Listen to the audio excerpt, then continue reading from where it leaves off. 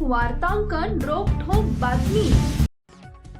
महाराष्ट्राचे माजी उपमुख्यमंत्री अजित पवार यांच्यावर गुरुवारी बारामतीतील विद्याप्रतिष्ठान मैदानावर अंत्यसंस्कार करण्यात आले।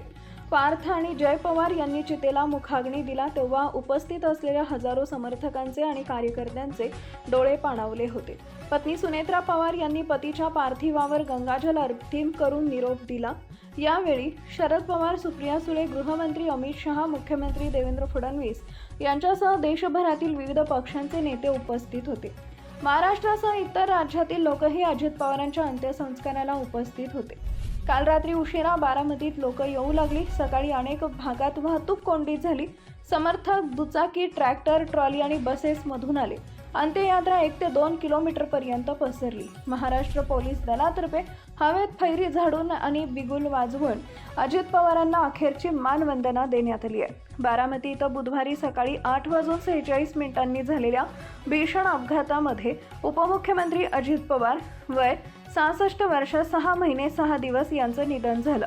त्यांच्यासोबत वैमानिक सुमित कपूर सह वैमानिक शांभवी पाठक, अंगरक्षक विदीप जाधव आणि फ्लाइट अटेंडंट पिंकी यादव होते। त्यातील एकही जण वाचू शकला नाही। या प्रसंगी केंद्रीय गृहमंत्री अमित शहा, भाजपचे राष्ट्रीय अध्यक्ष नितीन नवीन, मुख्यमंत्री देवेंद्र फडणवीस, गोव्याचे मुख्यमंत्री प्रमोद सावंत, उपमुख्यमंत्री एकनाथ शिंदे, अभिनेता रितेश देशमुख, माजी केंद्रीय गृहमंत्री सुशील कुमार शिंदे, माजी केंद्रीय मंत्री नितीन गडकरी, मुरलीधर मोहोळ यांच्यासह सर्व पक्षीय नेते मंडळींनी अजित पवार यांना पुष्पचक्र अर्पण करून श्रद्धांजली वाहिली।